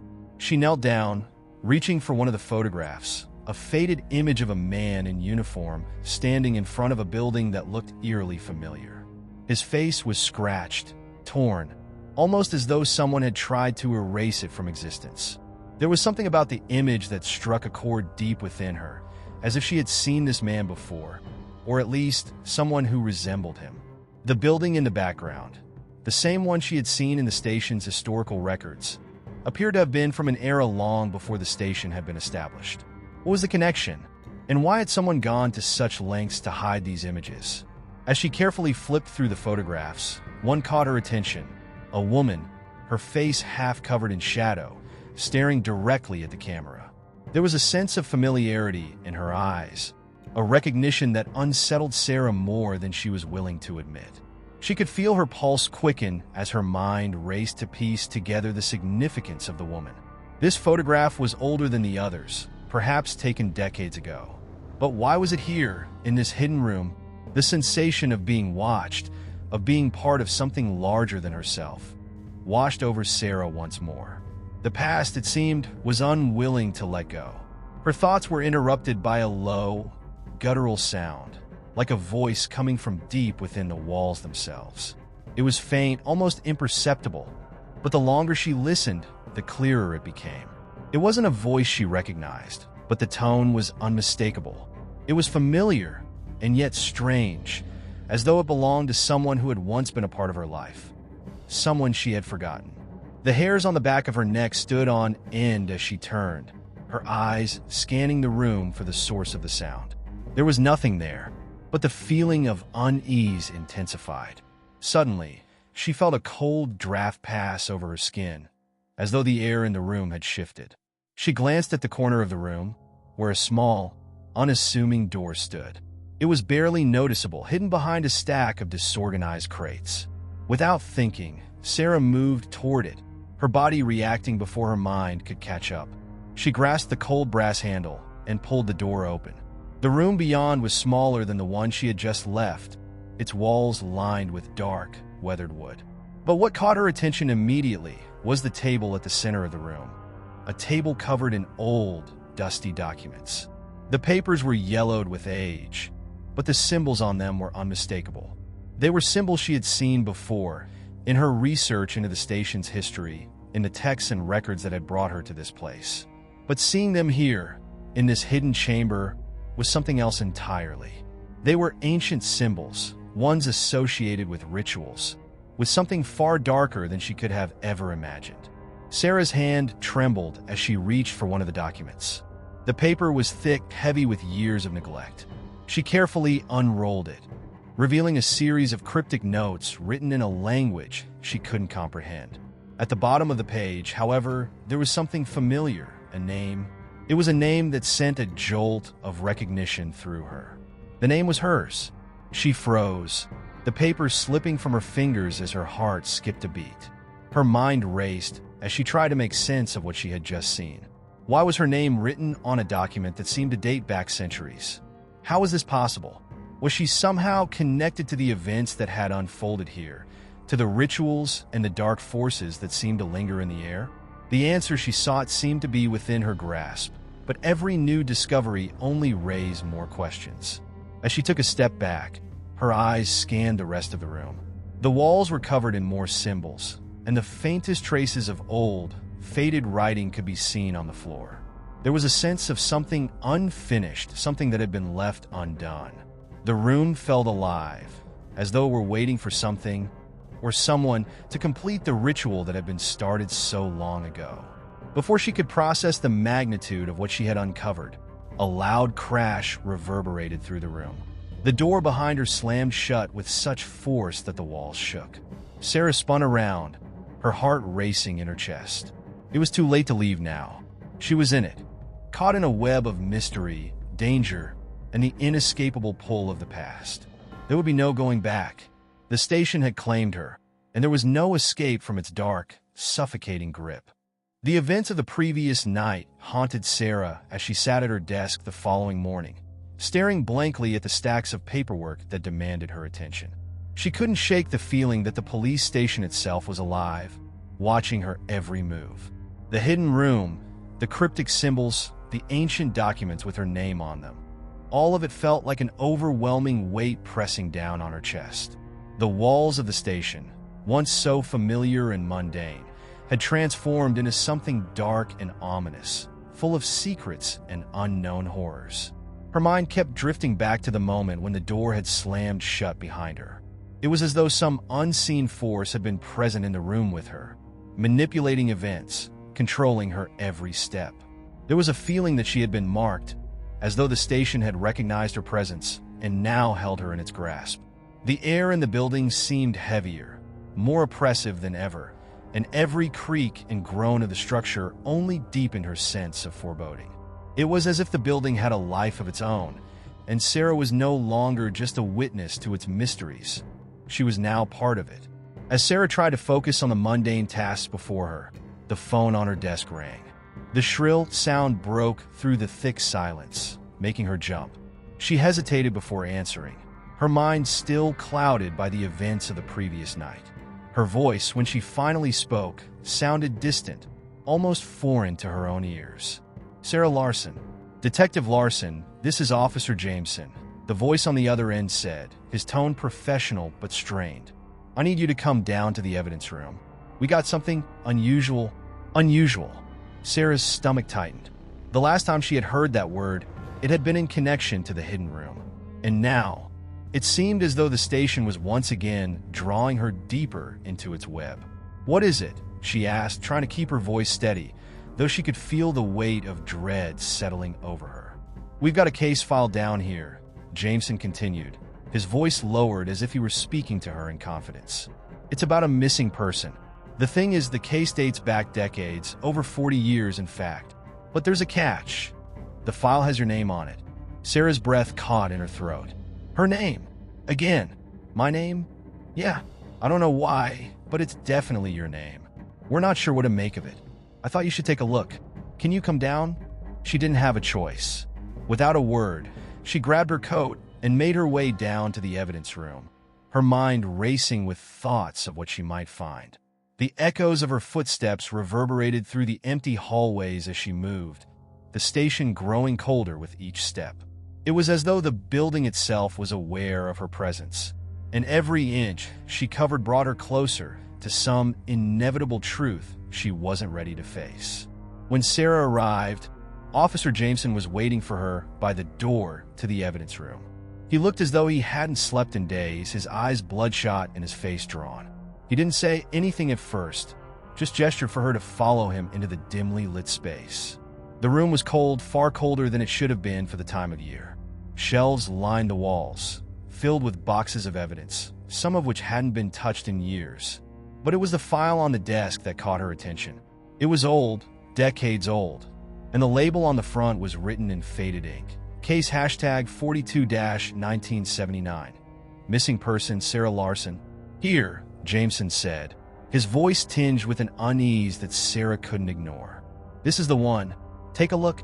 Sarah hesitated, her fingers trembling as she reached for the file.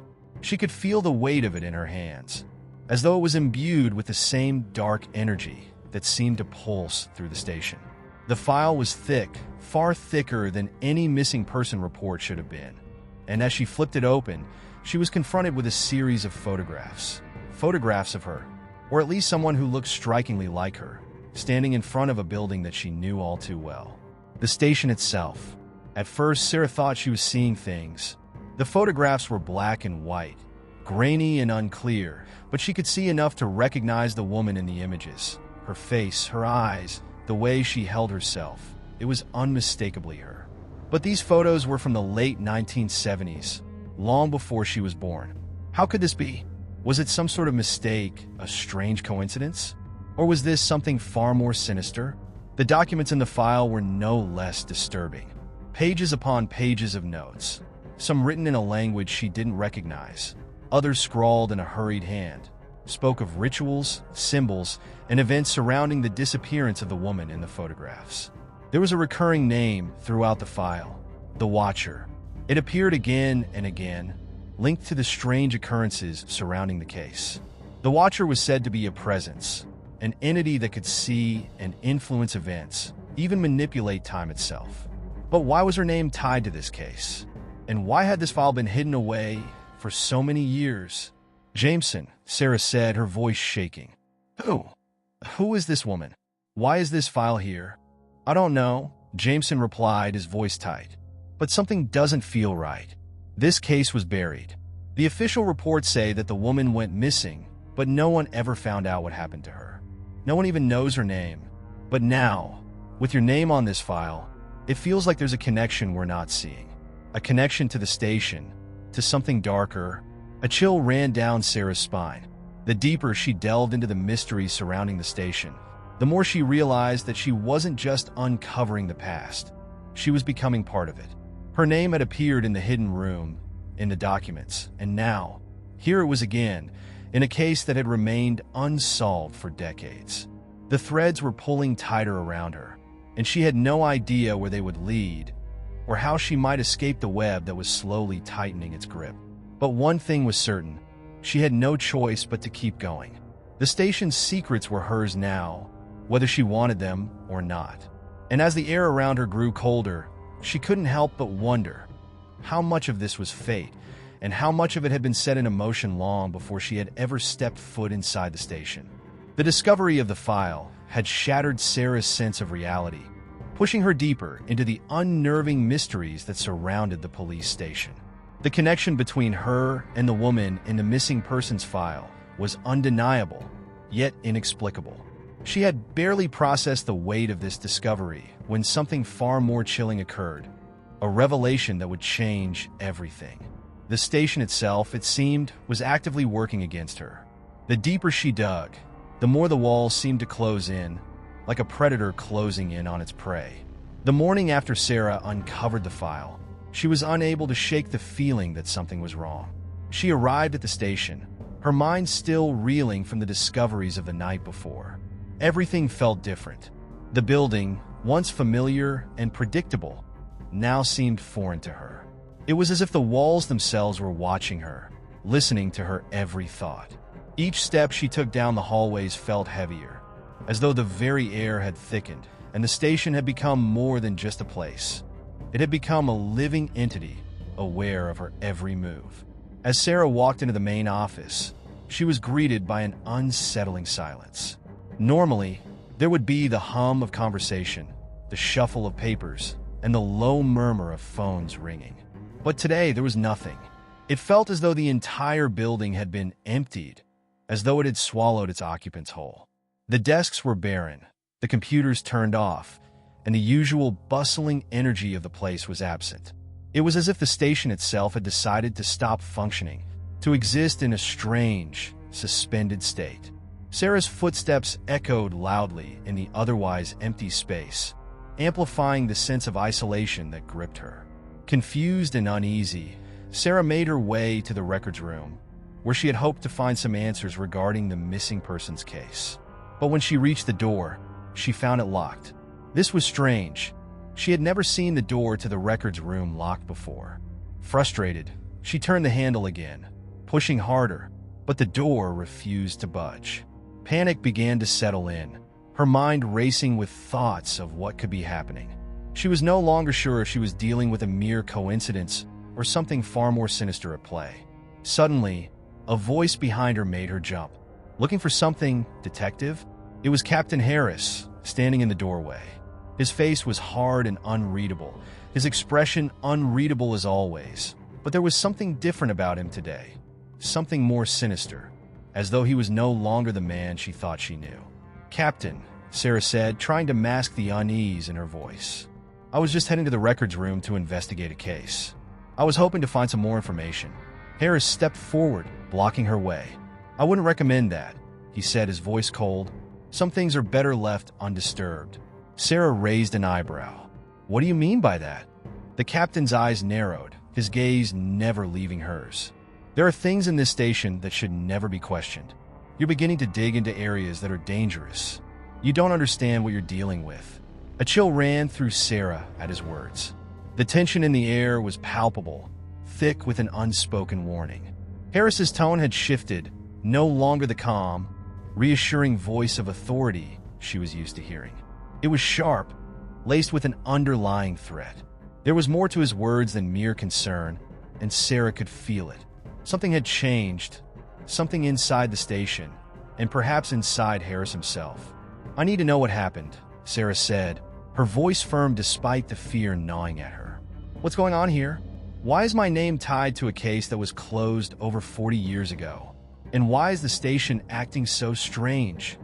Harris looked at her for a long moment, his eyes flickering with something, anger, frustration, or perhaps regret. But then, just as suddenly as it had appeared, the look vanished, replaced by his usual unreadable expression. "You wouldn't understand," he said. "No one does. I don't care what anyone understands. I need the truth," Sarah insisted, her voice shaking but determined. There was a long pause, and for a moment, Sarah thought the captain might turn and walk away, leaving her with nothing but more questions. But then he spoke again, his voice low, barely above a whisper. "You really want to know the truth, detective? Fine, but you won't like it." He stepped aside, allowing her to enter the records room. The air inside was thick with dust, and the faint smell of old paper filled her nostrils as she stepped forward. She could see the rows of filing cabinets, the shelves stacked high with files that had long since been forgotten by the rest of the world. But as she turned to Harris, ready to demand answers, the captain's face contorted into a strange expression, one she couldn't quite place. It was as if he were seeing something she couldn't. "This station, this building, it's not what you think it is," Harris continued, his voice barely audible now. "It was never meant to be just a police station. It was built over something much older, something much darker. You've only scratched the surface, but I can already see it. You're marked, Detective." Sarah's heart skipped a beat. "Marked?" Harris nodded. "The station chooses its own. It always has. The people who work here, the ones who stay too long, eventually they all get pulled into its web. The Watcher, the disappearances, the strange occurrences, it's all connected. And now, so are you." His words hung in the air like a thick fog, suffocating her thoughts. The weight of his admission was too much to bear. The station wasn't just a place of work. It was alive, a malevolent force that had been waiting for her to come along, to fall into its grasp. And now that she had, there was no way out. As the captain turned and walked away, Sarah stood frozen, her mind racing. What had she just learned? What was happening to her? To the station? And most terrifying of all, was she truly marked? Had she crossed a line that could never be undone? The answer seemed to hang just out of reach, a cruel riddle that Sarah would have to solve before the station's grip tightened even further. But deep down, she knew one thing for certain. Whatever she uncovered from here on out would come at a terrible cost, and there would be no turning back. As the days wore on, Sarah's sense of self began to unravel. The threads of the mystery had woven themselves so deeply into her life that even her waking moments felt like they were being controlled by forces she could not understand.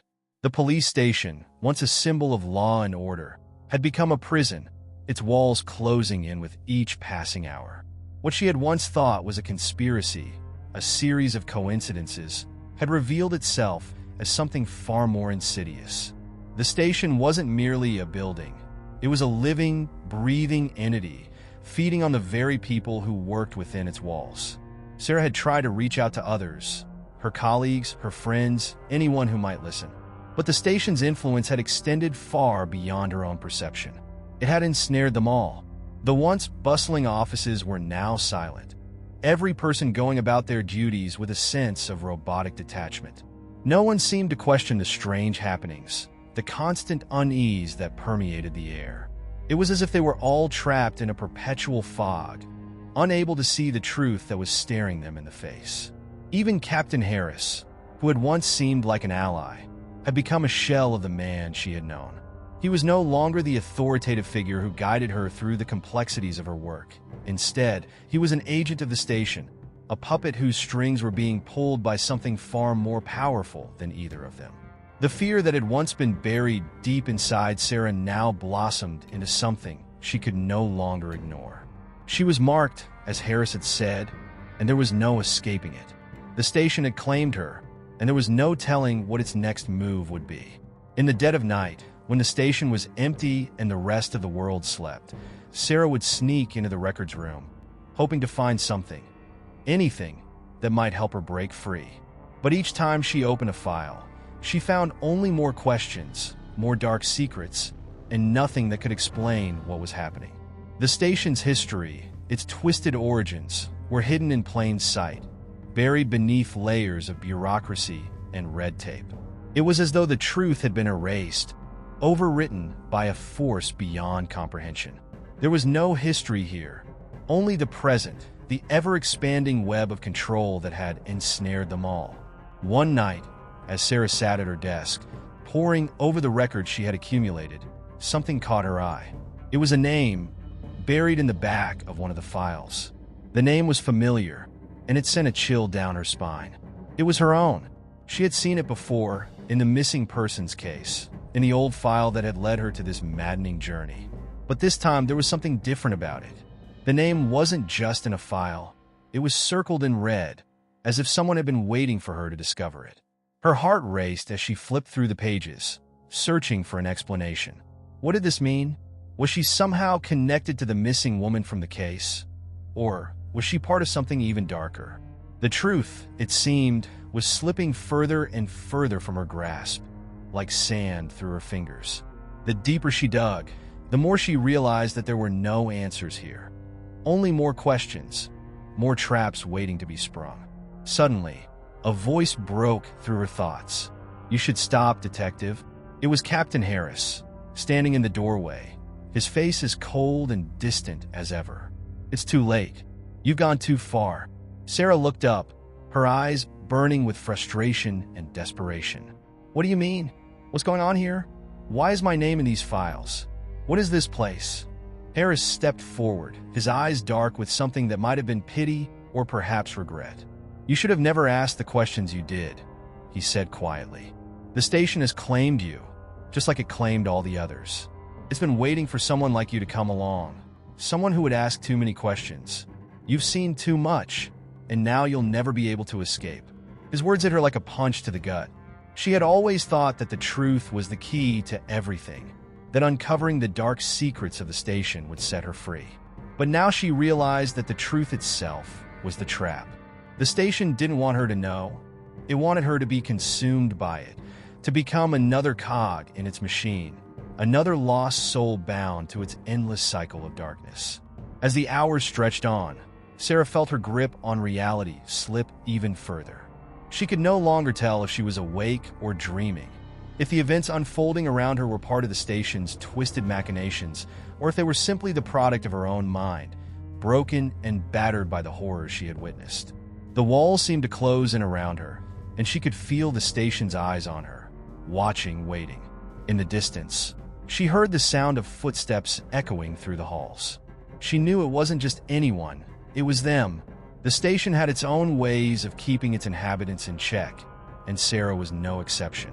The Watcher, the figure that had haunted her every step, was drawing closer, and she could feel its presence growing stronger, its grip tightening. But Sarah wasn't going to give in without a fight. She couldn't. She had come too far, uncovered too many truths, to let the station swallow her whole.